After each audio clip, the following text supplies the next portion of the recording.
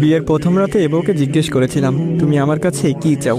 বউ লাজুক মুখে বলল, যা চাই দিবেন তো? হাতে হাত রেখে বলেছিলাম, আমার সাধ্য থাকলে আমি অবশ্যই তোমার চাওয়া পূরণ করব। বউ বলেছিল, তাহলে শুনুন, আমি আপনার কাছে একটা বরকতময় সংসার চাই। আমি মুচকি হেসে বলেছিলাম, আর কিছু? সে বলেছিল, দুজনে মিলে এত আমল করতে চাই যে মৃত্যুর পরেও যেন আমরা একসাথে জান্নাতে থাকার সুযোগ পাই। কারণ আল্লাহ তাআলা পবিত্র কুরআনে বলেছেন, স্বামী স্ত্রী দুজনেই নেককার হলে দুজনেই একই জান্নাতে থাকবে। আপনি নেক আমল করতে রাজি আছেন তো? আমি বলেছিলাম, ইনশাআল্লাহ। সে আবার বলেছিল, আর শুনুন, আমি সংসারে কোনো অশান্তি চাই না, তাই আমরা দুজনেই নিয়মিত তাহাজ্জুদের নামাজ পড়বো ইনশাআল্লাহ। কারণ যে ঘরে স্বামী স্ত্রী দুজনেই তাহাজ্জুদের নামাজ পড়বে সেই ঘরে কোনোদিন অশান্তি হবে না, আর বেশি রাগ করা যাবে না। রাসূল সাল্লাল্লাহু আলাইহি ওয়াসাল্লাম বলেছেন, রাগ মানুষের ঈমানকে ধ্বংস করে দেয়। যদিও কখনো আমার রাগ ওঠে তখন আপনি চুপ থাকবেন, আর আপনার রাগ উঠলে আমি চুপ থাকবো। হযরত ওমর রাদিয়াল্লাহু তাআলা আনহু বলেছেন, স্বামীকে রেগে যেতে দেখলে স্ত্রী চুপ থাকবে, আর স্ত্রীকে রেগে যেতে দেখলে স্বামী চুপ থাকবে। কারণ পানি আগুনকে নেভাতে পারে, আগুন কখনো আগুনকে নেভাতে পারে না, বরং আরো বাড়িয়ে দেয়। কি যা বললাম করবেন তো? সেদিন তার হাতে হাত রেখে কপালে চুমু দিয়ে নেক আমল করার ওয়াদা করেছিলাম, যা আজও আমরা দুজনে প্রতিনিয়ত করে যাচ্ছি।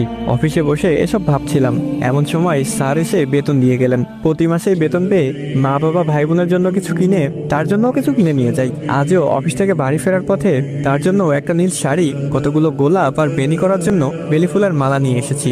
সাথে এনেছি তার পছন্দের কিছু চকলেট, কারণ বাসায় ফেরার পথে স্ত্রীর জন্য কিছু নিয়ে আসা সুন্নাত। বাসার সামনে দাঁড়িয়ে কলিং বেল টিপ দিতে সে এসে দরজা খুলে দিয়ে আমাকে জড়িয়ে ধরলো। প্রতিদিনই এমনটাই করে সে, তাই আজকেও ব্যতিক্রম না। আমার হাতে এসব কিছু দেখে সে বলল, এত কিছু আনার কি প্রয়োজন ছিল? তোমার হালাল রোজগারে অল্পতেই আমি সন্তুষ্ট। আমি হেসে বললাম, এমনি এমনি তো আর আনিনি। রাসূল সাল্লাল্লাহু আলাইহি ওয়াসাল্লাম বলেছেন, যে স্বামী তার স্ত্রীর জন্য মন খুলে ব্যয় করবে, কিয়ামতের দিন আল্লাহ তাকে পুণ্যে ধনী বানিয়ে দিবে। সে খানিকটা রেগে বলল, হয়েছে, আর বলতে হবে না।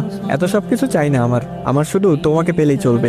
এখন সব দিয়ে যাও, ফ্রেশ হয়ে আসো, দুজনে মিলে একসাথে খাবো। খাওয়া দাওয়া শেষে এসে বায়না ধরলো চাঁদ দেখবে। কি আর করার, সে নীল শাড়ি পরেছে, বেনিতে বেলি ফুল বেঁধেছে, ফুলের সুবাস ছড়িয়ে পড়ছে তার মাঝে। আমিও তার পছন্দের নীল পাঞ্জাবি পরে তাকে নিয়ে ছাদে গেলাম পূর্ণিমার চাঁদ দেখতে। হঠাৎ সে এসে বলল, এই আমাকে প্রপোজ করো।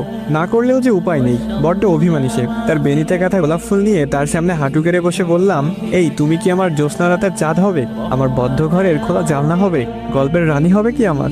যে গল্পটা রচনা করব শুধু তোমার আর আমার। সে মিষ্টি হেসে আমার হাতের গোলাপটা নিয়ে বলল, আমি কি না করেছি নাকি? এই তো চলছে আমাদের প্রেম। তুমি যে কবে এসে বসলে মন গহিনে আমার, তুমি কি জানো না গল্পটা তোমার আমার? আল্লাহ পাক প্রতিটা মানুষকে দিনদার ফরহেজগার মুক্তাদির জীবন সঙ্গী দান করুক।